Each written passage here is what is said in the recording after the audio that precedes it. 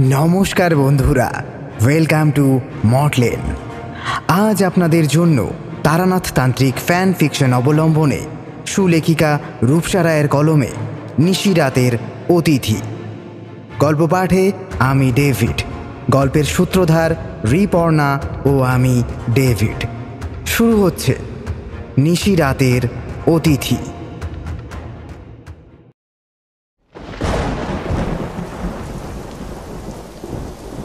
শীত পড়েছে জাঁকিয়ে, তবুও কেমন একটা বিশ্রী আবহাওয়া। কাল রাত থেকে সকাল পর্যন্ত টানা বৃষ্টি। সকাল সকাল অনেকক্ষণ ধরে ভাবলাম অফিসে যাব কি যাব না। তারপর আবার মনে পড়ল যে গত সপ্তাহে আমি মোট 2টো ছুটি নিয়েছিলাম। সুতরাং আজ শনিবার হাফ ডে হলেও আমায় আজ অফিসে যেতেই হবে। অগত্যা এলসে গড়ির মতো বৃষ্টিকে আমি আর এড়াতে পারলাম না। মাথায় ছাতা দিয়ে এগিয়ে চললাম অফিসের উদ্দেশ্যে।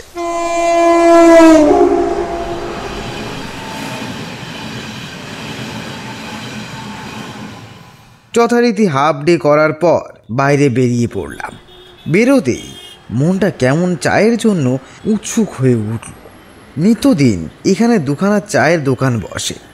আজ যদিও একটাকেও দেখতে পেলাম না, অগত্যা চায়ের আশা ছেড়ে দিয়ে স্টেশনের দিকে পা বাড়ালাম। কাল রাতে যেই বৃষ্টিটা হয়েছিল সেটা যে এতক্ষণ টানা হবে সে কথা আমি ভাবিনি। শীতকালের বৃষ্টিটায় ভারী সমস্যা। একটু মাথায় জল পড়লেই খানিকের মধ্যে জ্বর চলে আসে। এদিকে মাত্র একটা দিন ছুটি, তারপরেই শুরু হয় নতুন সপ্তাহ। তারপর কি করে যে টানা 6টা দিন অফিসে কাটে তা বোঝা যায় না। ততক্ষণে আমার গলাটা শুকিয়ে গেছে। চায়ের আশায় আমি প্রায় মরিয়া। স্টেশন থেকে নেমে আর কোনো দিকে তাকালাম না, সোজা চলে এলাম বাড়ি এসে গরম জলে স্নানটা সেরে নিয়ে খেলাম মাংস দিয়ে ভাত। তারপর এমন শীতের দিনে যা হয় আর কি, গায়ে কম্বলটা টেনে নিয়ে একটা টানা ঘুম।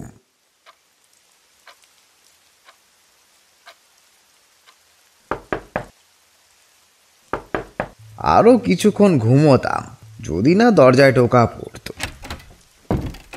দরজা খুলতেই দেখি আমার প্রাণাধিক প্রিয় বন্ধু কিশোরী সেন দাঁড়িয়ে। আরে হ্যাঁ, কিশোরী যে হঠাৎ এমন সময় আগমন। আর যাকে সে কথা হবে এখন, তুমি আগে ভেতরে এসো। ঘুমোচ্ছিলে বুঝি? অবশ্য তাতে কোনো দোষ নেই। এমন শনিবারের দুপুরবেলা একটু না ঘুমালে হয়? যাকে সে কথা, চলো আজকে একটু তার বাড়ি থেকে ঘুরে আসি। তার মধ্যে এর কথা শুনেই আমার মনটাও বেশ বিহ্বল হয়ে পড়ল। সত্যি অনেক দিন তার বাড়ি যাওয়া হয় না। শেষ যেদিন গেছিলাম সেদিন তিনি বলেছিলেন যেন খুব শীঘ্রই আমি তাদের বাড়িতে যাই। বেশ জমজমাট একটা কাহিনী শোনানোর আছে, কিন্তু অফিসের চাপে এবং নানান অছিলায় তার বাড়ি আর যাওয়া হয়ে ওঠেনি। আজ যদি যাওয়া যায় তবে মন্দ মোটেই হয় না। হ্যাঁ, ঠিকই বলেছ, যাওয়া যেতেই পারে। তুমি বসো, তোমার জন্য একটু চা বানাই। না না, ওসব করতে হবে না, তুমি বরং তৈরি হও, আমি অপেক্ষা করছি। আমি তৈরি হতেই কিশোরী আর আমি বেরিয়ে পড়লাম। পাড়ার মোড়ের চায়ের দোকানের সামনে পৌঁছতেই কিশোরী বলল, আরে ভুলেই যাচ্ছিলাম তো, রসো রসো, আমি আগে তেলে ভাজাটা নিয়ে নিই। ওহে দাদা, তেলে ভাজা কত করে? গরম গরম ভেজে দাও দেখি। সব রকম দেবে কিন্তু, আলুর চপ, বেগুনি, ধোঁকা, পেঁয়াজি সব দিয়ে দাও একটা করে। সবগুলো নেওয়ার পরেই দেখি পাশ দিয়ে একজন পাঁপড় বিক্রেতা পাঁপড় বিক্রি করতে করতে যাচ্ছে। আর ঠিক তখনই খেয়াল হলো চারিমা চালের পাঁপড় খেতে খুব ভালোবাসে। পাঁপড়ের দিকে তাকাতেই আমার প্রথমে যেটা মনে হয়েছে সেটা কিশোরীও বুঝতে পেরেছে। মনের কথা যদি বুঝতে না পারি তবে আর কেমন বন্ধু হলাম বলো?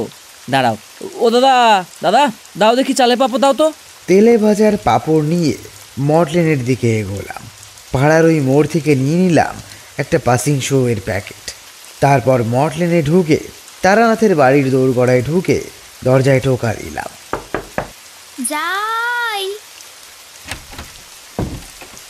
ও আপনারা, আসুন আসুন, ভিতরে আসুন কাকাবাবুরা। আমরা ঢুকে তক্ত বসে বসতেই কিশোরী জিজ্ঞাসা করলো, কেমন আছো চারিমা? ভালো আছি কাকাবাবু, আপনারা বসুন, আমি চা বানিয়ে আনছি। তোমার বাবাকে দেখছি না, ঠাকুরমশাই কোথায়? উনি তো বাড়ি নেই কাকাবাবু, কখন ফিরবেন কিছুই বলে যাননি। ভীষণ ব্যস্ত ছিলেন, তাই বেরিয়ে গেলেন। যদিও মিনিট 10-এর মধ্যেই ঠাকুরমশাই ফিরলেন হন্তদন্ত হয়ে। ওই তো বাবা মশাই ফিরে এসেছেন। আমরা তো ভাবলাম দেরি হবে হয়তো আপনার। আপনাকে এত বিচলিত লাগছে কেন ঠাকুরমশাই? ওই একজন খুব বিপদে পড়েছে, তাকে সাময়িক সাহায্য করতে গিয়েছিলাম। তবে যতদূর মনে হচ্ছে, যাকে সাহায্য করতে গেছিলাম তার মাথায় খাড়া ঝুলছে। যদি সেভাবে কিছু করতে না পারি, বেঘোরে প্রাণ হারাবে। দেখি কাল যদি কিছু করা যায়। যাক, সেসব কথা বাদ দাও। তোমরা এলে অনেক দিন পর, খবর কি তোমাদের? আমরা তো ভালোই আছি ঠাকুরমশাই। আপনি কেমন আছেন? শুনেছিলাম আপনার পায়ের ব্যথা নাকি বেড়েছে, এখন কেমন আছে? কমেছিল কটা দিন, কিন্তু এই শীতকালে ব্যথা বড্ড বাড়ে। তার মধ্যে এই এলাম এখন, ব্যথাটা একটু করছে। একটা তেল বানিয়ে দিয়েছি, সেটা মাখতে পারো তো নাকি? রোজ কত করে বলি, সব সময় তো আমি থাকিও না। নেহাত কটা দিন এসেছি তাই একটু মালিশ করে দিতে পারছি। চলে গেলে তো আবার বাড়বে ব্যথাটা। সত্যি বড্ড বেড়েছে কটা দিন। এখন তুই আছিস তাই একটু কম। এই এতটাই এলাম বলেই আর কি। চারিমা আমার বড্ড যত্ন করে। বিয়ে করে মেয়েটা আর আমার কাছে থাকে না তাই। কাকাবাবু, এই যে আপনাদের চা। তা এতদিন পর এই বুড়ো লোকটার কথা মনে পড়লো তোমাদের? জানেনই তো ঠাকুরমশাই, এত কাজের চাপ, এসব সামলে আর আসতে পারি না। আর শনিবার হাফ ছুটি, তাই চলে এলাম আপনার কাছে।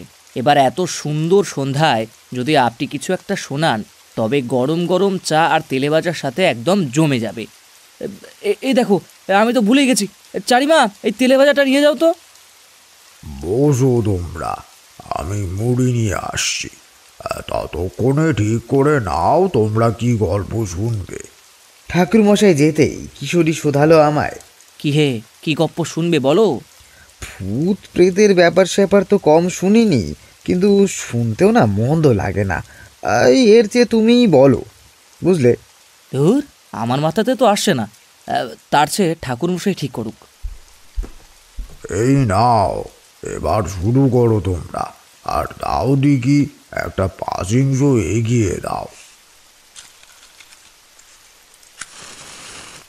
ফস করে দেশলাই জ্বালিয়ে একটা পাঁচিংশ ধরালেন ঠাকুরমশাই। তারপর এক মুখ ধোয়া ছেড়ে বললেন, তা ঠিক করলে কি শুনতে চাও? না ঠাকুরমশাই, আমরা রোজ বায়না করি, আজ আপনি শোনান কিছু একটা। সেবার এক তান্ত্রিকের সাথে পরিচয় হতে, তার কাছে থাকার সময় সে আমাকে বলেছিল আবার আমাকে বাড়ি ফিরতে হবে। সেখানে আমার দরকার সব থেকে বেশি। এখনই যদি বেরিয়ে পড়ি, তাহলে 2 দিনের মধ্যে বাড়ি পৌঁছে যাব। তবে কেন, আমাকে সেটা সে বলল না। সেই তান্ত্রিকের সাথে আমার কাটানো সময় আর যা যা জানতে পেরেছি, সেসব পরে বলবো। সে অন্য আরেকটি ঘটনা। সেই তান্ত্রিকের কথা মতো আমি বাড়ির পথে বের হলাম। এমনিও কিছুদিন থেকে আমি গ্রামে ফিরে এসেছিলাম। সত্যি 2 দিন লাগলো পৌঁছাতে। বাড়িতে এসে আমার মন শান্ত হলো। বিশ্রাম নিলাম খুব, খাওয়া দাওয়া করলাম সেই। সবাই আমাকে পেয়ে যেন আবারও জীবন ফিরে পেল। ততদিন সবার জীবনে অনেক কিছু পাল্টে গিয়েছে। সবাই সবার নিজের জীবনে এগিয়ে যাওয়ার জন্য কাজ বেছে নিয়েছে ততক্ষণে। তখন সবার ব্যস্ততা দেখে নিজেকে কেমন কেমন লাগতো। তখন সবে সবে বাড়ি থেকে বেরিয়ে তান্ত্রিকের সান্নিধ্য লাভে খেতির কাজ শুরু করেছি, এমন সময়ের ঘটনা। একদিন খেতে কাজ করছি, হঠাৎ দূর থেকে লক্ষ্য করলাম পাট ক্ষেতের উল্টো দিকের ক্ষেতের আল ধরে একটি নারী মূর্তি মুখ ঘোমটায় ঢেকে হাতে ভারী কিছু একটা নিয়ে ঢুকে যায় ক্ষেতের ভিতরে। আমি বসে বসে দেখছি সব। এ কি কাণ্ড! আমার কেমন একটা গা ছমছমে লাগলো। বিকেল গড়িয়ে সন্ধে হয়ে গেল। খেয়াল করলাম পাট ক্ষেতের মাঝের গাছগুলো নড়ছে। একবার ভাবলাম গিয়ে দেখব, আবার মনে হলো তখন লোকে জানলে আমাকেই না কিছু বলে বসে। একই মহিলা, তারপর সে একা। অন্ধকার সন্ধ্যা, লোক জানাজানি হলে এক কাণ্ড হবে। তাই মনে কৌতূহল থাকলেও বাড়ি ফিরে এলাম। তখন বাকিরা সবাই ফিরে এসেছে নিজেদের কাজ থেকে। চা খেতে খেতে ঘটনা গেলাম ভুলে, কিন্তু তখনও কি জানতাম আমার সঙ্গে ঠিক কি হতে চলেছে।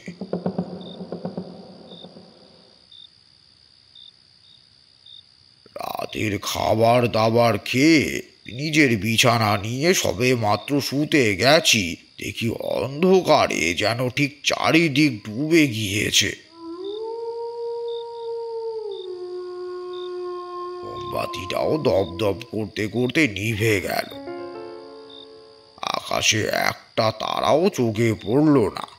ভাবলাম যদি বৃষ্টি হয় খুব ভালো হয়। সাথে সাথে যারা পথে থাকে তাদের কথাও মনে পড়ল। সত্যি বড্ড কষ্ট ওদের। এসব এক মনে ভাবছি, এমন সময় দেখি কে যেন সরে গেল দূরের ক্ষেতের দিকে। চারিদিক আলোয় ঝলসে গিয়ে বিকট শব্দ করে অনতি দূরে মাছ পড়ল। আমি দাঁড়িয়ে গেলাম, আবার জানালার কাছে বাইরেটা দেখার চেষ্টা করলাম। আমার ঘরখানা ক্ষেতের দিকে। সেখান থেকে খুব কষ্ট করে হলেও দূরের পাট ক্ষেতগুলো দেখা যায়, তবে স্পষ্ট নয়। কিন্তু আমার ষষ্ঠ ইন্দ্রিয় যেন কিছু জানান দিচ্ছিল। আবার আরেকটি বাজ পড়ল। সেই আলোতে স্পষ্ট দেখলাম পাট ক্ষেতে একটি নারী মূর্তির অবয়ব দাঁড়িয়ে। সে ক্ষেতের দিকেই যাচ্ছে। আমার কেমন যেন মনে সন্দেহ হলো, এটা সেই সকালের মহিলাটি হয়তো। সেই বিদ্যুতের ঝলকানি আমার মনের মধ্যে দাগ কেটে গেল। এক দৃষ্টে তাকিয়ে আছি, যদি আবারও কিছু দেখতে পাই সেই ভেবে। কিন্তু আর কিছু চোখে পড়ল না। আমার মনে তখন হাজারো প্রশ্নের সঞ্চার হয়েছে। নিজেকে নানান যুক্তি দিয়ে দেখাতে লাগলাম, কিন্তু মন মানতে চাইল না। এবার আমার কাছেই বিষয়টা অবান্তর মনে হতে লাগলো। তাই জানালার পাল্লা দুটো খানিকটা চাপিয়ে দিয়ে লণ্ঠনের আঁচ কমিয়ে ফিরে এলাম বিছানায়।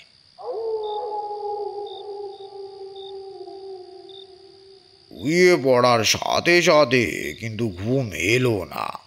রোজ খাটুনির ফলে খুব শীঘ্রই ঘুম চলে আসে।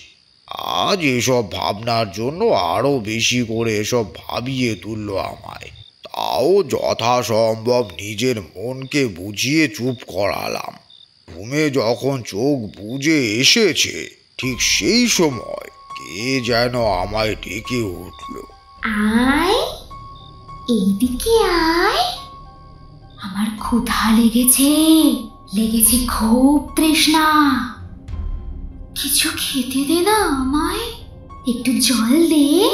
কিরে, দিবি না? ও খুলে যা দেখলাম, তাতে নিজেকে বিশ্বাস করতে পারছি না। আমি কি স্বপ্ন দেখছি না বাস্তব? এখন এই মুহূর্তে আমি খেতে আসলাম। আমি তো বিছানায় ঘুমোচ্ছিলাম। চোখ দুটো ধীরে ধীরে বুজে এসছিল যে। সঙ্গে সঙ্গে সেই নারী আবার বলে উঠল হিস হিস কণ্ঠে, কিরে, দিবি না আমায় একটু জল? দিবি না? খেতে দিবি না কিছু? আমি থেকে থেকে চমকে উঠলাম। কিছুতেই বুঝে উঠতে পারছিলাম না আমি কিভাবে এই রাতে মাঠের ভিতরে চলে এলাম। এদিকে আমার পা এখানে চলতে শুরু করেছে। সেই নারী মূর্তি কোথায় যাচ্ছে আমার জানা নেই, কিন্তু আমিও তাকে অনুসরণ করতে লাগলাম। মনের ভিতর থেকে কেউ যেন বলে উঠল, তোর দেখা উচিত তারানাথ। ওকে কোথায় যাচ্ছে, কি তার অভিপ্রায়? যদি কোনো বিপদ ঘটে, যদি কেউ তোর জন্য ক্ষতিগ্রস্ত হয়, তবে কি করবি? তোর দেখা উচিত, ওই নারীর পিছনে তোকে যাওয়া উচিত। আমি আমার মনের কথাই শুনলাম। এগিয়ে যেতে লাগলাম চুপি চুপি পা ফেলে। ঠিক এমন সময় আবার বাজ পড়ল, আর তার আলোয় দেখলাম কিছুটা দূরে একটি নারী পিছন ফিরে উবু হয়ে বসে কি যেন মাটি থেকে তুলে খাচ্ছে। ওই দেখে আমার শরীরের লোম খাড়া দিয়ে উঠল। আমি কিছু একটা বলতে যাব, তখন অনুভব করলাম গলা দিয়ে আর আওয়াজ বের হচ্ছে না। মনে প্রাণে আমি চাইলাম চিৎকার করতে, কিন্তু কি আশ্চর্য, হাজার চেষ্টা করেও আমার গলা দিয়ে কোনো স্বর বেরোলো না। আমি চাইছিলাম জিজ্ঞাসা করতে সেই নারী মূর্তিকে, কে তুমি? তোমার পরিচয় কি? এখানে এত রাত্রে মাঠের মধ্যে তুমি কি করছো? বয়ে বসে কি বা খাচ্ছ মাটি থেকে তুলে? কিন্তু না, কিছুতেই আমার গলা থেকে এক বিন্দু স্বর উৎপন্ন হলো না। এবার আমার শরীর সম্পূর্ণ কাঁপতে শুরু করল। এ যেন আমার হাত পা ধরে টানছে, যেন আমি এখনই মাটির মধ্যে ঢুকে যাব। আমার সর্ব শরীর যেন গ্রাস করবে সে। নিজের গলা নিজেই টিপে ধরে জোরে চিৎকার করতে যাব, চারিদিকে তৎক্ষণাৎ আলোয় ভরে গেল। ঠিক এমন সময় চোখ খুলে দেখি শুয়ে রয়েছি আমি বিছানায়। সেখানে শুয়ে শুয়ে নিজেই নিজের হাত পা ছুঁড়েছি শূন্যে। ঘরের ভিতরের লণ্ঠনের আলোটা কিভাবে যেন জ্বলে উঠেছে, আবার সেটা দপদপ করছে। চট জলদি বিছানা থেকে উঠে ভাবতে বসলাম, আমি কি স্বপ্ন দেখছি নাকি সত্যি? এটা যদি সত্যি হয়, তাহলে কিছুক্ষণ আগেরটা কি স্বপ্ন ছিল? আমি একবার নিজের হাত ও পা পরীক্ষা করলাম, কিন্তু না, মাঠে যাওয়ার কোনো প্রমাণ তাতে দিচ্ছে না। তবে এটাই সত্যি যে আমি স্বপ্ন দেখছিলাম, কিন্তু এত পরিষ্কার কি কোনো স্বপ্ন হতে পারে? কিছু না ভেবে পেয়ে আমি উঠে পড়লাম। এবার ঘর থেকে বেরোতেই দেখি দরজাটা হাট করে খোলা। এ কিভাবে সম্ভব? আমি তো ঘুমানোর সময় দরজাটা ভালো করে ভিতর থেকে এঁটে দিয়ে শুয়েছিলাম।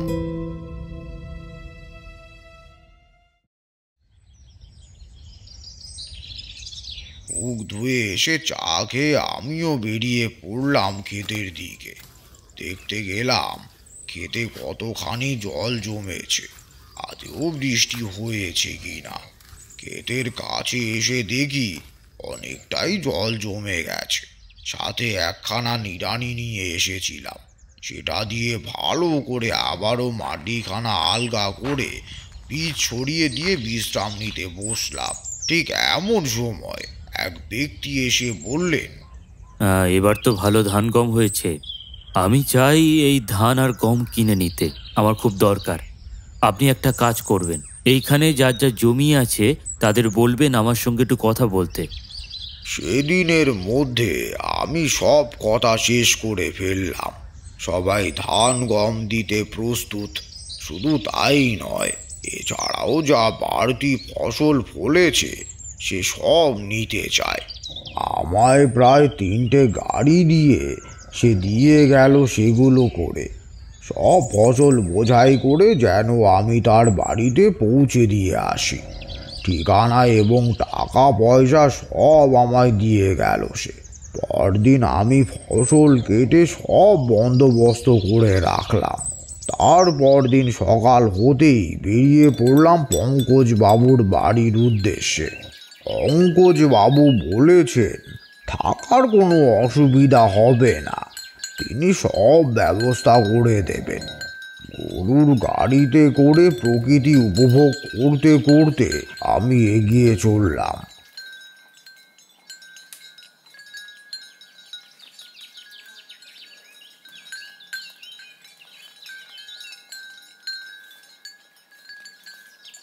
বেরিয়েছিলাম সকাল সকাল, কিন্তু পৌঁছাতে পৌঁছাতে বিকেল গড়িয়ে সন্ধে নামলো।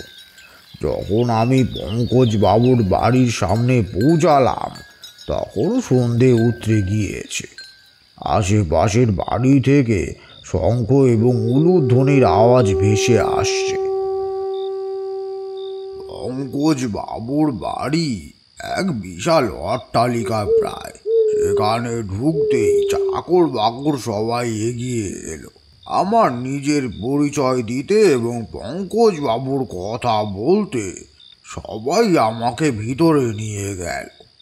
একজন খাস চাকর গেল পঙ্কজ বাবুকে খবর দিতে। মিনিট 5-এর মধ্যেই পঙ্কজ বাবু নিচে উপস্থিত হলেন। তারপর তার চাকর বাকর দিয়ে গাড়ি থেকে আমার সমস্ত মালপত্র নিয়ে নামালেন। চাকর বাকরদের বলে দিলেন যেন আমার থাকতে কোনো অসুবিধা না হয়। পঙ্কজ বাবুর বাড়ি দোতলা। একতলায় রয়েছে অনেকগুলো শোবার ঘর, সেখানে চাকর বাকররা থাকে এবং রয়েছে অতিথিশালা। দোতলায় পঙ্কজ বাবু এবং তার স্ত্রী থাকে। 3 তলায় প্রকাণ্ড ছাদ। দোতলায় রয়েছে ঠাকুর ঘর, সেখানে নিত্যদিন হয় রাধা গোবিন্দের পুজো। সন্ধে বেলায় চাকর বাকররা আমায় সান্ধ্যা অনেক দিয়ে গেল। গরম গরম মুড়ি, খাসা করে বাড়িতে আলু দিয়ে চপের ধোকা, পেঁয়াজি। রাত্রি 9টা বাজতেই পঙ্কজবাবু নিজে এলেন আমার সঙ্গে দেখা করতে। খাস চাকরকে বললেন রাতের খাবারের আয়োজন করতে। তারপর আমাকে নিয়ে বসলেন খেতে। তার কথাবার্তা চালচলন আমারও অমায়িক লাগলো। খাওয়ার শেষে তিনি বললেন, এবার আপনি ঘুমোতে যান। আমার খাস চাকর আপনার জন্য বিছানা তৈরি করেই রেখেছেন। কোনো সমস্যা হলে ডাকবেন। এক প্রহরী রাতে পাহারায় থাকবে। আর হ্যাঁ, রাত্রিবেলা কিন্তু ভুলেও বাইরে যাবেন না। কথাটার মধ্যে এমন কিছু ছিল যা আমার কপাল কুঁচকাতে বাধ্য হলো। কি এমন আছে যে রাত্রিবেলা আমি বাইরে বের হতে পারবো না? সম্ভবত আমার মনের কথা তিনি বুঝতে পারলেন। তারপর খানিক হেসে বললেন, আসলে বোঝেনি তো, গ্রামের বাড়ি, এখানে রাত্রেবেলা বেরোনো মানে নিজের পায়ে কুড়ুল মারা। এই যে সামনে একটা বড় জঙ্গল আছে, এখান থেকে কিন্তু রাত্রেবেলা ভাল্লুক বেরোয়। তার মধ্যে আবার বৃষ্টি হয়েছে, সাপ খোপেরও ভয় রয়েছে। কথাবার্তা শেষ করে তিনি চলে গেলেন। খাস চাকর আমায় আমার শোবার ঘর দেখিয়ে দিল। আমিও গিয়ে লন্ডনের আঁচ কমিয়ে ঘুমিয়ে পড়লাম। সারাটা দিন ভালোই খাটাখাটনি হয়েছে, তাই আর শরীর দিচ্ছিল না। বিছানায় শরীর জোড়া ঠেকাতেই চোখ জুড়ে ঘুম নেমে এলো।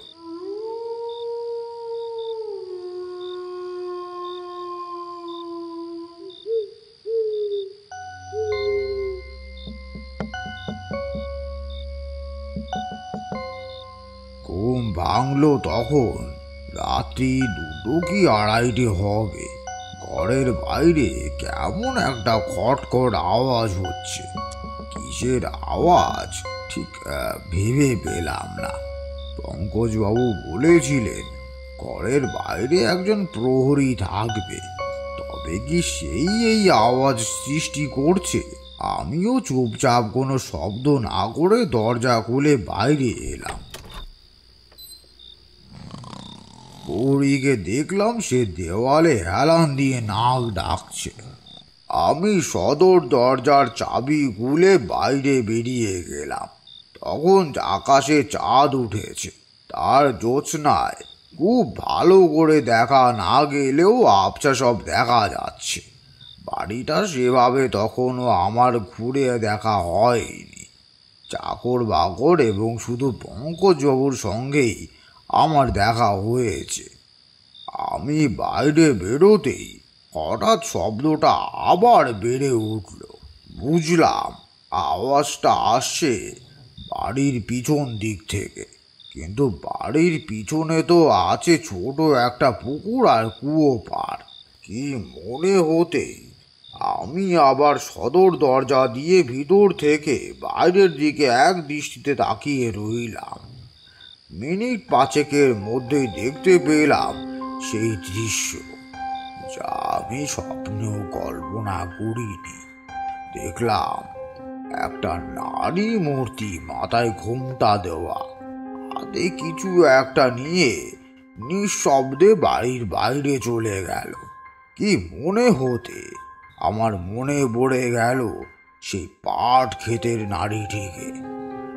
আবারও স্বপ্নের কথা মনে পড়তে আমার শরীর কেঁপে উঠল। কিন্তু প্রশ্ন একটাই, এই নারী এখানে করছে কি? তাও এত রাতে। সেই নারী মূর্তির সঙ্গে এই নারী মূর্তিরও যে প্রচণ্ড মিল। তার হাঁটার চাল চলন সবই একরকম, শাড়ির পরনের ধরনও এক। আমি আর হাত গুটিয়ে বাড়িতে বসে থাকতে পারলাম না, বেরিয়ে পড়লাম তৎক্ষণাৎ। দেখি নারীটি তখন সদর দরজা খুলে বাইরে গেছে। আমিও পিছুটি নিলাম তার।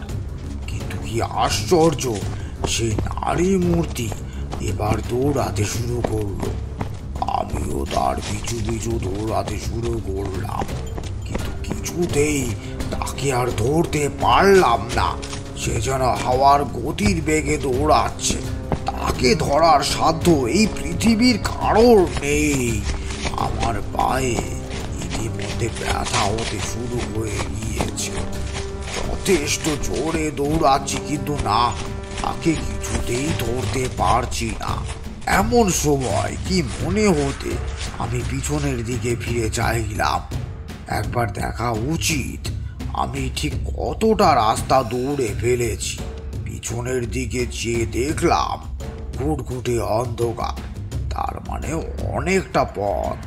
ঠিক এমন সময় সামনে তাকাতেই সেই নারী মূর্তিটা উধাও। এ কি, কোথায় গেল সে? তার চিহ্ন যে মিলিয়ে গেছে।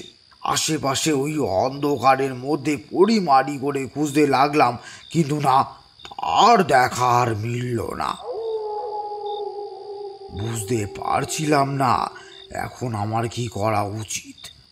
আর কোনো উপায় না পেয়ে আমি পঙ্কজবাবুর বাড়ির উদ্দেশ্যেই উদ্যত হলাম। যেভাবে পরিমারি করে দৌড়ে গেছিলাম সেভাবে রাস্তা খুঁজে পাওয়া খুবই কঠিন। তবুও যথাসম্ভব খুঁজে খুঁজে আমি বাড়ির দিকে পৌঁছে গেলাম। ঠিক এমন সময় মনে পড়ল আমার আগের দিন পাট খেতে দেখা সেই নারীটির কথা। হুবহু মিলছে, কিন্তু যদি তাই হয় তবে সে এখানে আসবে কিভাবে? এ যে প্রায় অসম্ভব। কোথায় আমার বাড়ি আর কোথায় এই পঙ্কজবাবুর বাড়ি, মাঝে এতটা রাস্তা। এক নারী দৌড়ে এতটা যাবে কিভাবে? না, হিসাব মেলাতে পারলাম না। আমার দেখা সেই নারী যদি এই নারী হয়, তবে সে লোকচক্ষুর আড়ালে কেন এসব করছে? এই বাড়িতে সে কেন? পঙ্কজ বাবু তো কিছুই বললেন না। নাকি আমারই কোথাও ভুল হচ্ছে? আগের দিনেরটা যদি স্বপ্ন হয়ে থাকে, তাহলে আজকেরটা কি? আবারও মাথায় নানান প্রশ্ন নিয়ে কুয়োর পাড়ে গেলাম। সেখানকার দৃশ্য দেখে আমার চোখ কপালে উঠে গেল। সামনে কুয়োর পাড় একটা থকথকে তরলে ভেসে যাচ্ছে। সেই আবছা আলোয় তরলে হাত দিতে স্পষ্ট বুঝলাম সেটা রক্ত, আর সেখানেই দুর্গন্ধটা বেশি। পেছনে কারোর আসার শব্দ পেতেই আমি নাক চেপে ধরে কোনো মতে একখানা বাথরুমে ঢুকেছি মাত্র, তখনই পেছনে কুয়োর বালতি ফেলার শব্দ। দরজা আলগা করতেই দেখি সেই নারী মূর্তি ফিরে এসে কুয়ো থেকে জল তুলে রক্ত পরিষ্কার করছে, কিন্তু নিঃশব্দে। সব কিছু আমার কাছে এখনো পরিষ্কার নয়। কিছুই বুঝতে পারছি না কে এই নারী। পঙ্কজবাবু কি কিছুই জানেন না বাড়ির মধ্যে ঠিক হচ্ছেটা কি? সে ওর পাড়ে কি করছিল? সবার অজান্তে কোনো খারাপ কাজ চলছে না তো? কোনো অজানা ক্ষতি কি এগিয়ে আসতে চলেছে পঙ্কজবাবুর দিকে? বেশ কিছুক্ষণ পর নারী মূর্তি চলে যেতে আমিও বেরিয়ে এলাম। আবারও যে সে কোন দিকে গেল বুঝতে পারলাম না। তবে আমার মনের খটকা দূর করতে তাড়াতাড়ি ঘরে এসে দরজা ভেতর থেকে বন্ধ করে দিলাম। এবার আমি তার পিছু করলাম না। নিজের ঘরে ঢুকে দরজা বন্ধ করে বিছানায় শুয়ে পড়লাম। জানতাম ঘুম আসবে না। উত্তেজনায় আমি কিছুই ভাবতে পারছি না আর। কেননা এই বাড়িতে আমি স্বাভাবিক কিছুরই নাগাল পাচ্ছিলাম না। তাহলে কেন এই লুকোচুরি? আমাকে তো জানতেই হবে এখানে হচ্ছেটা ঠিক কি। বসলাম মনোদর্পণে। আমার বাঁ হাতের আঙ্গুলে তখনও রক্ত লেগে আছে, আর তাতেই আমি বোঝবার চেষ্টা করলাম এখানে ঠিক কি চলছে। কিন্তু কিছুতেই মনোদর্পণে নিজেকে বসাতে পারলাম না। অগত্যা মনোদর্পণ ভাঙতে হলো। গিয়ে শুয়ে পড়লাম বিছানায়। ভোরের দিকে দু চোখের পাতা এক হয়ে এলো।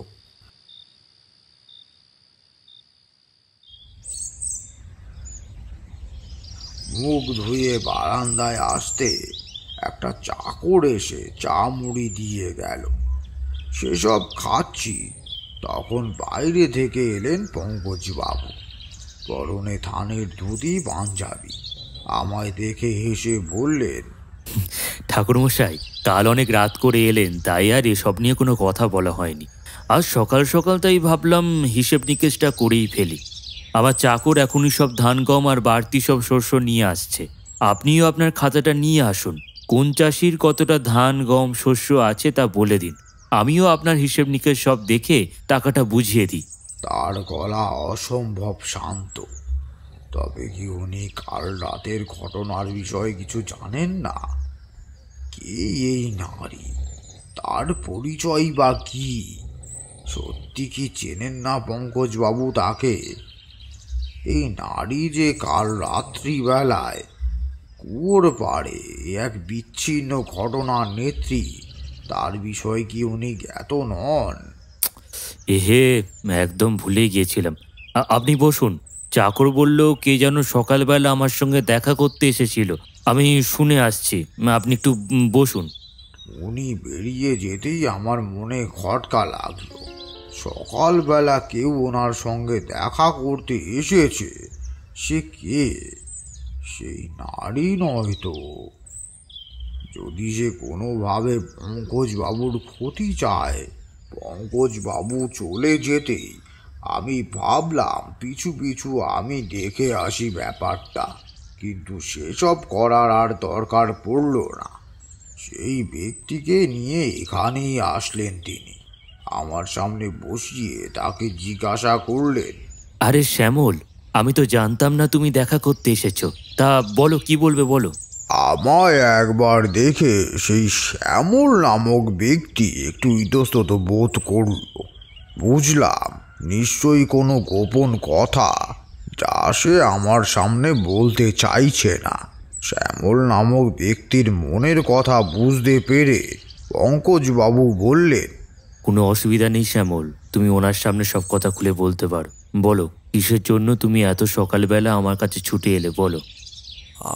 আমি সত্যি জানি না পঙ্কজবাবু, এ কথাখানা আমি আপনাকে কিভাবে বলবো। কিন্তু বৌদিমণির কোনো ক্ষতি হোক আমি চাই না, কিন্তু যা চোখে চাক্ষুষ দেখেছি তা ভুলি কেমনে। আপনি তো জানেনই এখন এই গ্রামে আমি থাকি না, প্রায় মাইল খানেক দূরে ওই পাশের গ্রামে আমার বসবাস। সেখানে কবরস্থানের সঙ্গেই আমার কাজ। গত এক সপ্তাহ থেকে লক্ষ্য করছি কবরস্থানের মাটির পাশে কেমন এক চিহ্ন। একদিন তো দেখলাম কেউ যেন মাটি খুঁড়েছে, কি মনে হতেই কোদাল নিয়ে মাটি কোপাতে লাগলাম। আর তারপর যা দেখলাম তা বিশ্বাস আপনি করবেন না। দেখলাম ওর ভিতরেই রাখা মরার দেহ খুবলে খুবলে খেয়েছে কেউ। উফ, কি ভয়ঙ্কর! এরকম প্রায় রোজ রাতে হতে থাকলো। এসবের শেষ দেখব বলে একদিন রাত্রিবেলা আমি সেখানে পৌঁছে গেলাম। কে এমন বিদঘুটে কাজ করে সে আমায় জানতেই হবে। তারপর গত পরশুদিন রাত্রেবেলা আমি যা দেখেছি জানি না তা আমি কিভাবে ভাষায় বর্ণনা করব। দেখলাম শাড়ি পরিহিত এক নারী মূর্তি এগিয়ে আসছে কবরস্থানের দিকে। তার গায়ে কি প্রচণ্ড শক্তি! ধীরে ধীরে সে কবর খুঁড়ে ফেলল। তারপর ভিতরে থাকা মরার মাংস টেনে টেনে খুবলে খুবলে খেতে থাকলো। উফ, কি ভয়ঙ্কর! নিজের চোখে এমন দৃশ্য দেখতে যে কেমন লাগছিল তা আমি বোঝাতে পারবো না। মনে প্রশ্ন জাগলো, কে এই নারী মূর্তি? আমি অপেক্ষা করে বসে রইলাম। মিনিট আধ ঘন্টা পর তার উদর পূর্তি ঘটল, আর তারপরেই সে ঘোমটা সরিয়ে রক্তমাখা হাত দিয়ে তার মুখ মুছল। কিছুটা মাংস নিয়ে চলল তার সঙ্গে। আবছা অন্ধকারে স্পষ্ট দেখলাম আমি এই নারী আর কেউ নয়, এ বৌদিমণি। কি বলছো তুমি শ্যামল? তোমার কি মাথা খারাপ হয়ে গেছে? আমি জানি পঙ্কজবাবু, এসব কথা নিজের স্ত্রীর সম্পর্কে শুনলে কেমন লাগতে পারে, কিন্তু আমার আল্লাহ জানে আমি মিছে বলছি না। আপনি একবার খোঁজ নিয়ে দেখুন। এই কথা বলে শ্যামলবাবু স্থান পরিত্যাগ করলেন। মাথায় হাত দিয়ে দপ করে বসে পড়লেন পঙ্কজবাবু। সকালবেলার খাবার শেষ করে তার খাস চাকরকে দিয়ে তার পুরো বাড়ি ঘোরানোর কথা হয়েছিল, কিন্তু খাস চাকরকে কাজটা করতে না দিয়ে সেই দায়িত্ব তিনি নিজেই নিলেন। দোতলার নিজের ঘরটাও তিনি নিজেই দেখাতে বাধ্য হলেন। আর সেখানে গিয়ে আমি চমকে উঠলাম। দেওয়ালে টাঙানো রয়েছে পঙ্কজবাবু এবং তার স্ত্রীর ছবি, আর সেই স্ত্রী আর কেউই নয়, আমার দেখা সেই নারী মূর্তি, যাকে আমি চাষ করতে গিয়ে পাট খেতে দেখেছিলাম। সেটা স্বপ্নে হোক আর যাই হোক, আবার গতকাল রাত্রেবেলা বাড়ি থেকে বেরিয়েও আমি সেই নারী মূর্তিকেই দেখেছি। এবার বন বন করে আমার মাথা ঘুরতে শুরু করলো। তবে শ্যামল বাবুর কথা একদম সত্যি, আর আমি যা দেখেছি সেটাও তো ভুল হতে পারে না। আমার চোখ দুটো ঠিকরে বেরিয়ে আসতে চাইল। আমার এমনতর ভাবভঙ্গি দেখে পঙ্কজবাবু বললেন, কি হয়েছে আপনার? আপনি এমন তরে চমকে উঠলেন কেন এই ছবি দেখে? আমি আর সইতে পারলাম না। আজ পর্যন্ত আমি যা যা দেখেছি সব কথা তার কাছে স্বীকার করলাম, সাথে এও বললাম শ্যামলবাবু যা বলেছেন তা অক্ষরে অক্ষরে সত্যি। আর আমার কথা শুনে তিনি আরও একবার চিন্তায় পড়ে গেলেন। তারপর বললেন, এ কথা যদি সত্যি হয় তাহলে আমার স্ত্রীর ঘর একবার খতিয়ে দেখতে হয়। চলুন আপনি নিচে গিয়ে বসবেন, আমি চাকর বাকর সমেত নিজে ওই ঘর খতিয়ে দেখতে চাই। আমি এর শেষ না দেখে ছাড়ব না। শুরু হলো ঘর খতিয়ে দেখা। আধ ঘন্টার মধ্যেই ভেসে এলো পঙ্কজবাবুর এক আর্তনাদ। চাকর বাকররা সব দৌড়ে পালিয়ে গেল সেখান থেকে। আমি ছুটতে ছুটতে গেলাম উপরের দিকে। গিয়ে যা দেখলাম, বাপরে! সিঁড়ি দিয়ে উপরে উঠতেই দেখি পঙ্কজবাবু কপালে হাত দিয়ে নিচে বসে আছেন। তার কপাল থেকে হাত দিয়ে রক্ত গড়িয়ে পড়ছে নিচের মেঝেতে। আর তার থেকে হাত কয়েক দূরে দাঁড়িয়ে রয়েছে এক নারী, যার পরনে দামি শাড়ি তখন মাটিতে লুটিয়ে পড়ছে, কিন্তু তাতে কোনো ভ্রুক্ষেপ নেই। সে তাকিয়ে আছে পঙ্কজবাবুর হাত থেকে গড়িয়ে পড়া রক্তের দিকে আর বলছে, ক্ষুধা লেগেছে, লেগেছে খুব তৃষ্ণা, কিছু খেতে দে না আমায়, একটু জল দে। কিরে, দিবি না? বললাম আমার মাংস চাই, মাংস আর ভাত। কতদিন ভাত খাইনে, ভাত দে আমায়, আমার পেট ভরে না, ক্ষুধা, খুব ক্ষুধা। আটকে রেখেছিস না আমাকে? কি লাভ বল, কি লাভ? কি করা উচিত আর কি বলা উচিত সেই পরিস্থিতিতে আমার কিছুই মাথায় এলো না। আমি কোনো ক্রমে এগিয়ে পঙ্কজবাবুকে তুলে ধরলাম। তিনি আমার হাত ধরে ধীরে ধীরে বেরিয়ে এলেন ঘর থেকে। আমি বাইরে থেকে দরজাটা বন্ধ করে দিলাম। তখনও সেই নারী চিৎকার করছে, কিরে, খেতে দে, দরজা আটকে দিলি কেন? দিবি না খেতে? চাকররা এবার একে একে এগিয়ে এলো। তারপর কপালে একটা মোটা কাপড় চেপে ধরে বসে রইলেন পঙ্কজবাবু। তখনও সেখান থেকে রক্ত বেরিয়ে চলেছে। আমি তৎক্ষণাৎ তার বাড়ি থেকে বেরিয়ে সামনের অনেকগুলো গাছগাছালির মধ্যে থেকে তুলে আনলাম এক বিশেষ পাতা। তারপর শিলনোড়ায় বেটে সেই পাতার রস কপালে দিতেই মিনিট পাঁচেকের মধ্যে রক্তপাত বন্ধ হলো। ধন্যবাদ আপনাকে। আমি জানি পঙ্কজবাবু, এই বাড়ির এক ব্যক্তিগত বিষয় আমি ঢুকে পড়েছি, যা আমার জানার কথাই কখনোই ছিল না। কিন্তু এও জানি আপনি পড়েছেন এক মহা বিপদে, আর বিপদ থেকে বাঁচানোর জন্য আমি আপনার পাশে সর্বদা আছি। আপনি শুধু আমায় চাষ করতেই দেখেছেন, কিন্তু আপনাকে বলে রাখি, আমি জ্যোতিষশাস্ত্র নিয়ে সব জানি। মানুষের হাত দেখে তার ভাগ্য গণনা করতে পারি। আমি জানি এই বাড়িতে এক দুর্যোগ নেমে আসতে চলেছে, সেখান থেকে মুক্তির পথ খুঁজছেন আপনি। আপনি আমাকে ভরসা করতে পারেন পঙ্কজবাবু, আমি নিশ্চয়ই আপনাকে এই বিপদের হাত থেকে রক্ষা করব। আপনি পারবেন? পঙ্কজবাবুর চোখে এক অল্প আস্থার চিহ্ন। তিনি আমাকে অল্প অল্প বিশ্বাস করেছেন তা বুঝলাম। আমি বললাম, দেখুন, একটা কথা বলি, আপনি যে এই বিষয়ে একেবারেই অজ্ঞাত তা কিন্তু নয়। যদি তা হবে, শ্যামলবাবুর ওপর অতটা রেগে যেতে পারতেন না আপনি। আপনার স্ত্রীর এখন কি পরিস্থিতি আপনি আগে থেকেই জানতেন। আমার কথায় পঙ্কজবাবুর চোখ দুটো জল জল করে উঠল। তিনি ধরা পড়ে গেছেন। কি আর ঢোকানোর চেষ্টা করছেন পঙ্কজবাবু? সবটাই তো চোখের সামনে। এবার তো স্বীকার করুন। ক্ষমা করবেন। এমন কথা কিভাবেই বা বলি। তবে হ্যাঁ, আমি জানতাম। তবে বলুন, এই ঘটনার সূত্রপাত কিভাবে? কদিন আগে আমি ব্যবসার কাজে বাইরে গিয়েছিলাম 7 দিনের জন্য। বাড়ি ফিরে এসে যা শুনলাম তা যে আপনাকে কিভাবে বলবো।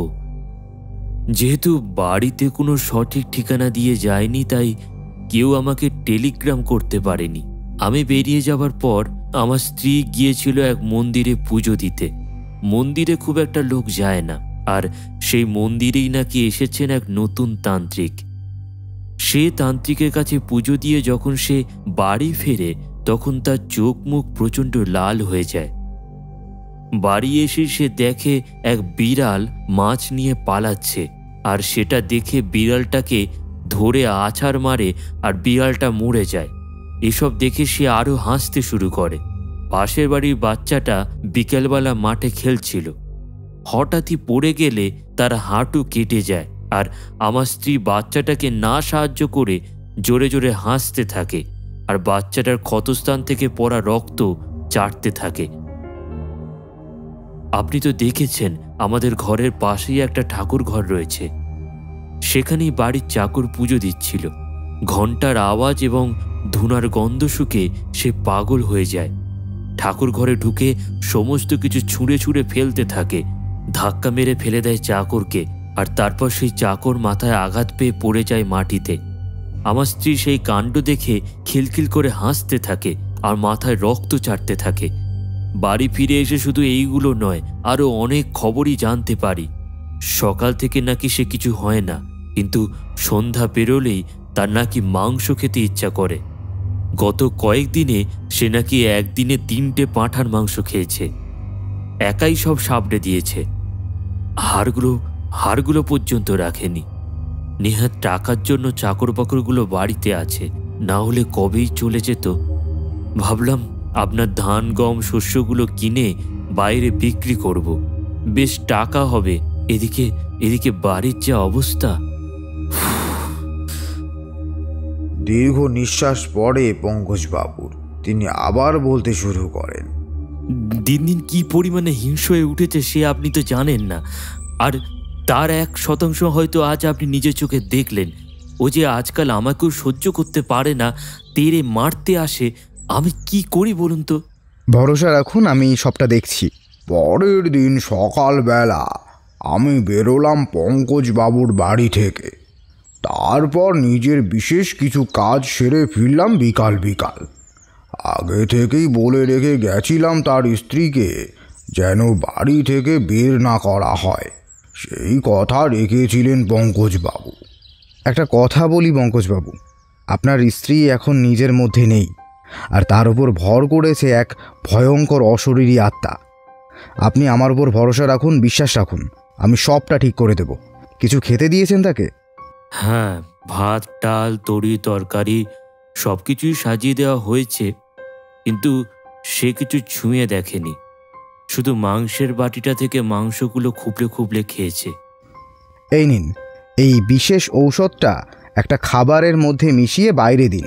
দরজা খুলে যেই মাত্র আপনার স্ত্রী সেটা দেখবে, তখনই সে নিজের আসল রূপ ধরবে।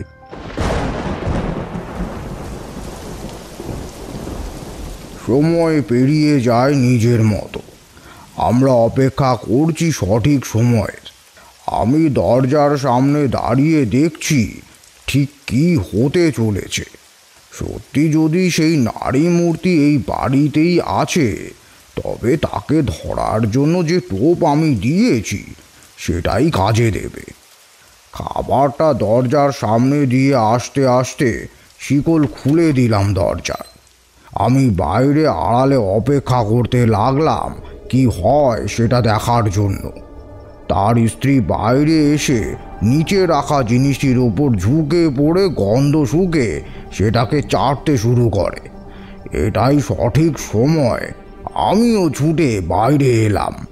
ঠিক তার পেছনে দাঁড়িয়ে আছি। মধুসুন্দরী দেবীর নির্দেশ মতো তার বলে দেওয়া মন্ত্রপ্রুত স্ফটিকের মালা বের করলাম পকেট থেকে। তার দিকে বাড়িয়ে ধরেছি, ঠিক তখনই আমি দেখলাম আমাকে ঘিরে এক বিশাল কালো অবয়ব ঘুরছে, কিন্তু সেটার ধর বা পা কোন দিকে কিছুই বুঝতে পারলাম না।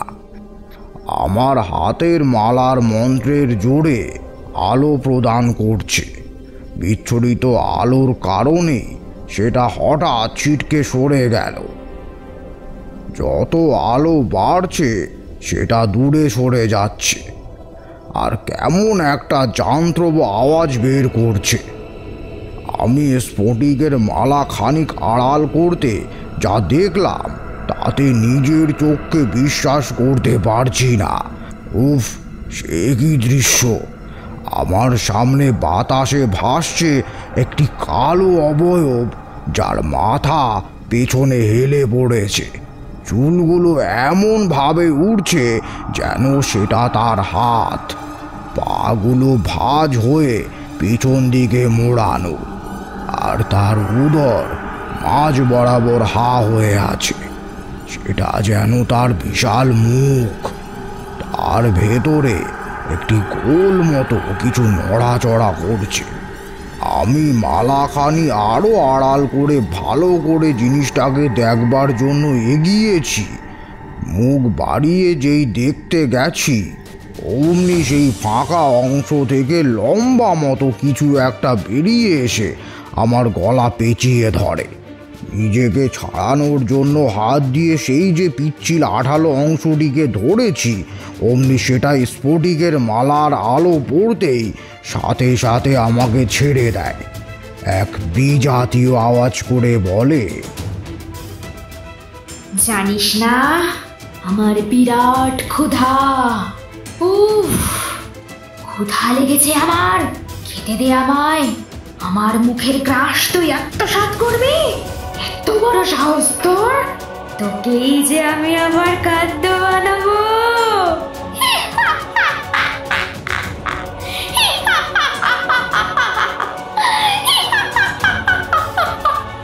দিক বিদিক জ্ঞান শূন্য হয়ে আমার কাছে আসতে একটা মালা ছুঁড়ে মারি। সেটা নিচের দিকে পালিয়ে যায়। তখন আমি হাঁপাতে হাঁপাতে নিচে বসে পড়েছি। আমার হাত আর গলায় কেমন দুর্গন্ধযুক্ত মালার মতো কিছু একটা জিনিস লেগে আছে। কোনো মতে উঠে দাঁড়িয়ে বাইরের দিকে ছুটে যাই। ততক্ষণে সেই নারী মূর্তি দৌড়ে পালিয়েছে, কিন্তু আমি তার পিছু পিছু যাই না। সবার আগে আমি ঘুরে তাকাই পঙ্কজবাবুর দিকে। আপনার তো এত টাকা পঙ্কজবাবু, তবু কি গরিবকে ভিক্ষা দেওয়া যায় না? মনে করে দেখুন তো, আপনি কোনো এক কালে কোনো এক গরিব বাচ্চাকে আপনি ভিক্ষা দেননি। সে তখন সবে সবে তার বাবা মাকে হারিয়েছে। সে আপনার কাছে একটু চাল চেয়েছিল অল্প ডাল। গত 3 দিন সে কিছু খায়নি, আর আপনি তাকে খাবার না দিয়ে লাথি মেরে ঘর থেকে বার করে দিয়েছিলেন। মনে পড়ছে সেই ভিখারি বাচ্চাটার কথা? সেই বাচ্চাই আজ বড় হয়েছে মহাতান্ত্রিক, আর সেই এমন ক্ষতি করেছে আপনার স্ত্রীর। আর সেই ক্ষুধা সে মহাশক্তির জোরে বাসা বাঁধিয়েছে আপনার স্ত্রীর শরীরে। তার পেট এখন চাইছে খাবার আর তরলের, মাংস আর রক্ত। এই যে মহা ক্ষুধা তৃষ্ণা, তার ক্ষুধা তৃষ্ণা যতক্ষণ না মিটবে সে আপনার স্ত্রীর শরীর ছেড়ে যাবে না। একমাত্র যার শরীরে সে বাসা বাঁধে সেই একা বেঁচে থাকে, আর গোটা মনুষ্য জাতিকে সে ধ্বংস করে দেয়। আর এই কাল ক্ষুধাকে আহ্বান করেছে সেই তান্ত্রিক। আমি যখন প্রথম দিন রাতে আপনার স্ত্রীকে দেখি তখন সেই দুর্গন্ধ পাই। তা থেকে বুঝতে পারি এসব উচ্ছিষ্টের গন্ধ। কেননা একমাত্র কাল ক্ষুধা সকলের খাবারের সাথে সাথে উচ্ছিষ্ট খায়, কিছুই বাদ দেয় না সে। সেই প্রথম দিন আমি মনোদর্পণে বসে এইটুকু জানতে পেরেছিলাম, আর তারপর অনেক কষ্টে সেই তান্ত্রিককে খুঁজে বের করলাম। সে কিন্তু সব কথাই স্বীকার করেছে। যেদিন প্রথম আপনার স্ত্রী সেই মন্দিরে পুজো দিতে যায়, সেদিন বাড়ি থেকে রান্না করে ভোগ সে নিয়ে গিয়েছিল, আর সেই ভোগের কিছুটা অংশ তান্ত্রিক নিজে খায়, আর তারপর বাকিটার মধ্যে সে কালখোদাকে আহ্বান করে, আর সেই ভোগের অবশিষ্ট প্রসাদ হিসাবে খেয়েছে আপনার স্ত্রী। কালখোদা তৃষ্ণা হলো এমন এক বিধ্বংসী শক্তি যা গ্রাম দেশ সব উজাড় করে দেয়। তার খিদে সব কিছু খেয়ে নিলেও কমে না। আর আপনার স্ত্রী তাকেই গর্ভে ধারণ করেছে, তাই সে মৃত মানুষকেও ছাড়ল না। এবার কি হবে পঙ্কজবাবু? আপনি তো বিশাল বড় ব্যবসায়ী, টাকার অধিগতি নেই। অবশ্য প্রাণে ধরে একটু চাল গম সেই বাচ্চাটাকে আপনি দিতেও পারতেন। সেদিনের একটা ভুলের জন্য আজ এত বড় শাস্তি পেয়েছে আপনার স্ত্রী। সারা গ্রাম ভয়ে আছে, আর এই সম্পূর্ণ কিছুর জন্য একমাত্র আপনিই দায়ী।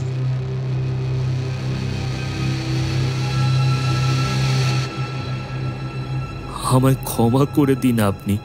আমার যে খুব বড় ভুল হয়ে গেছে। আপনি যেভাবে পারেন এই পুরো গ্রাম আমার স্ত্রীকে রক্ষা করুন। আমি আপনাকে কথা দিচ্ছি, এমনতর ভুল আমার হাত দিয়ে কখনো হবে না। আজ থেকে এই গ্রামের সমস্ত গরিব বাচ্চাদের দায়িত্ব আমার। আপনি বাঁচান আমার স্ত্রীকে। আপনি জানেন এখন আপনার স্ত্রী কোথায় গেছে? সে গেছে নিজের কাল ক্ষুধা তৃষ্ণাকে মেটাতে। তাকে আটকাতে হবে পঙ্কজবাবু। চলুন, শীঘ্রই চলুন, গাড়ি বের করুন। সঙ্গে সঙ্গে ঘোড়ার গাড়ি বের করে ছুটল সে গাড়ি। পঙ্কজবাবুর স্ত্রী এতটাই জোরে দৌড়াচ্ছেন যে ঘোড়ার গাড়িতে আমরা নাজেহাল হচ্ছি। অনেকটা পথ যাওয়ার পর এলো এক বড় জঙ্গল। আমার স্ফটিকটাকে ছুঁড়ে তাকে বেঁধে ফেললাম বন্ধনে। আর ঠিক সেই সময় কোথা থেকে যেন উদয় হলো সেই তান্ত্রিক। অবশ্য আমি জানতাম সে নিশ্চয়ই আসবে। সে বলল, এবার মর তুই পঙ্কজ, তোর স্ত্রী সবাইকে শেষ করবে আর তুই কিছু করতে পারবি না। ক্ষুধা তৃষ্ণা সবাইকে শেষ করে দেবে আজ। আমি এবার আমার সমস্ত শক্তি বলয় তৈরি করে ছুঁড়ে মারলাম তান্ত্রিকের দিকে। সে আর্তনাদে ফেটে পড়ল। চোখের সামনে দেখলাম তার শরীর ধীরে ধীরে ছিবড়ে হয়ে গেল। এটাই মক্ষম সময়। আমি দৌড়ে এসে আমার হাতের স্ফটিক মালায় মন্ত্র পড়ে পিশাচিনীটির গায়ে হাত দিতেই সেটা চোখ মেলে তাকায় আমার দিকে। তার ক্ষুধা মেটার পর চোখ ফুটেছে। দেখলাম সেই পিশাচিনীর চোখ খুলেছে। তার সেই চোখে আগুন ঝরে পড়ছে। সেই পিশাচিনীটি আমার দিকে লাফ দিতে যাবে, আমি আমার স্ফটিকের মালাটা ওর গায়ে ছোঁয়াতে সেটা যেন অবশ হয়ে নিচে ধপ করে পড়ে যায়। মন্ত্রপাঠ শুরু করি আমি। ওং হ্রিং শ্রীং নমো ভগবতী উচ্ছিষ্ট চণ্ডালী শ্রীমাতশ্বরী সর্বজন বংশকারী সাহা। শ্রীং হ্রিং হ্রিং বজ্র বৈরচণীয়ে হ্রিং হ্রিং ফট সাহা। মন্ত্র দ্বারা কাল ক্ষুধাকে ছাই করে বাতাসে উড়িয়ে দিই। তান্ত্রিকের শরীরে আর প্রাণ নেই, নেই ক্ষুধা তৃষ্ণাও। ততক্ষণে ভোর হয়ে এসেছে। সূর্যের গলিত সোনালি রং তখন সব কিছুর ওপরে সোনালি আভা লেপে দিচ্ছে। ধীরে ধীরে সুস্থ হয়ে ওঠেন পঙ্কজবাবুর স্ত্রী। পরদিন পঙ্কজবাবু আমার মহাযত্ন আত্তি করেন। সেদিনই তিনি ঘোষণা করে দেন যে গ্রামের সকল গরিব বাচ্চার দায়িত্ব তিনি নেবেন, এবং তার পরের দিনই আমি বাড়ি ফিরে আসি। এত অবধি বলে থামলেন তারানাথ। আমরা আর বেশি কথা বাড়ালাম না। কিশোরীকে নিয়ে ধীরে ধীরে মডল্যান্ড পরিত্যাগ করে বাড়ির দিকে পা বাড়ালাম।